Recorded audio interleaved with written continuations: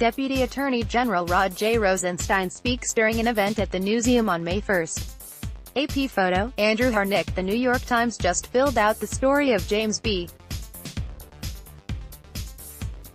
Comey's firing a little bit more. It turns out then acting FBI Director Andrew McCabe drafted a memo about an event he thought to be problematic in the days after President Trump fired Comey as FBI Director.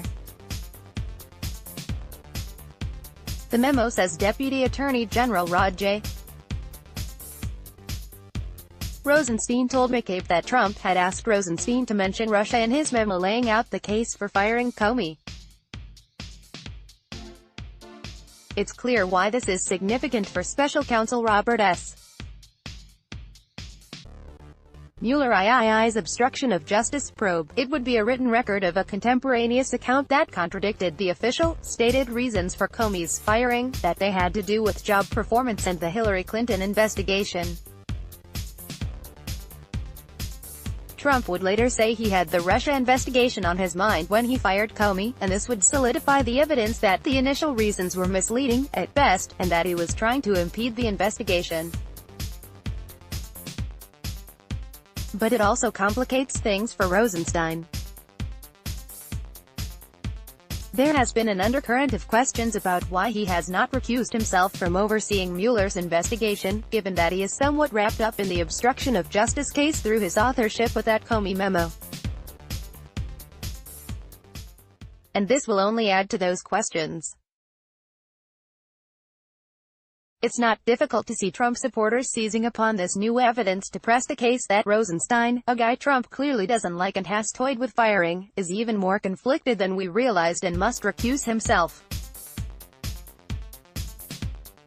Rosenstein's memo was already part of the case, but it wasn't clear whether he had actually been instructed by Trump in any way. If Trump told Rosenstein to include Russia in the memo and Rosenstein opted not to, that arguably makes him even more of what is known as a fact witness in the case. And McCabe seemed to sense this per the Times. To Mr. McCabe, that seemed like possible evidence that Mr. Comey's firing was actually related to the FBI's investigation into the Trump campaign's ties to Russia, and that Mr. Rosenstein helped provide a cover story by writing about the Clinton investigation. The story from Rosenstein's side is that this was merely a reference to Trump's frustration that Comey would not say publicly that Trump wasn't under investigation in the Russia probe. And that makes sense, given that we previously knew about a draft letter Trump wrote laying out the reasons for Comey's firing that included this frustration.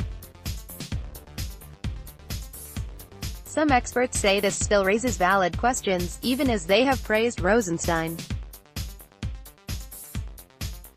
Fordham University law professor Jed Shugerman said Rosenstein has a huge problem, even though rules for recusal aren't hard and fast. 5. There aren't clear rules about recusal.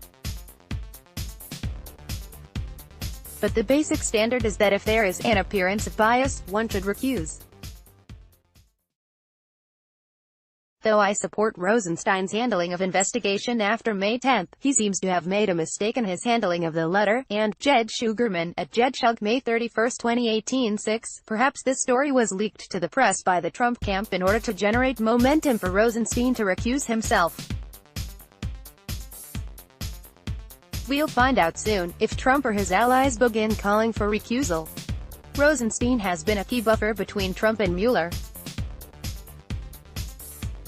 And Renato Mariotti, at Renato_Mariotti, May 31, 2018. Others have argued that Rosenstein should possibly have recused himself already. Jack Goldsmith, a former assistant attorney general in the Bush administration, wrote a lawfare piece in January called, "Why Hasn't Rod Rosenstein Recused Himself from the Mueller Investigation?" For a long time, it's been uncomfortably impossible to explain why Rosenstein doesn't need to recuse himself. Evidently, he's a fact witness to important events Mueller is investigating. All the more so after this story. https://t.co/kc72 Southpaw at Nike Southpaw, May 31, 2018. Former Justice Department official Harry Littman, conversely, argued that not much has changed. On the one hand, the article shades in details that we only had in outline form, and they certainly portray Rosenstein as a witness to the initial firing, Littman said. On the other hand, we knew that he had been involved, and the additional details, such as the meeting with McCabe, don't greatly strengthen the case for his being a fact witness. But Littman also noted that Rosenstein has reportedly consulted ethics officials about his situation and presumably would have mentioned what the McCabe memo described. Former Whitewater Special Counsel Jack Sharman noted that a special counsel setup is a special case when it comes to recusal. Because of the unusual nature of a special counsel as opposed to a regular DOJ prosecutor, Mr. Mueller may properly be the advocate, not the Deputy Attorney General, Sharman said, thus relieving some of the concern about Mr. Rosenstein being in a conflicted situation, should he be called as a fact witness. Rosenstein himself has acknowledged the possibility that at some point a recusal might be necessary, if requested by Mueller. "I've talked with Director Mueller about this," Rosenstein told AP back in mid-2017. "He's going to make the appropriate decisions, and if anything that I did winds up being relevant to his investigation, then, as Director Mueller and I discussed, if there's a need for me to recuse, I will." Back then, of course, that would have been far less of a problem for Mueller's probe. At this point, Rosenstein's potential conflicts are grist for the mill when it comes to Trump's and his team's attempts to undermine the probe. And even if Rosenstein never recuses himself, you can bet they will use this alleged conflict to continuing arguing that the people leading this investigation aren't impartial.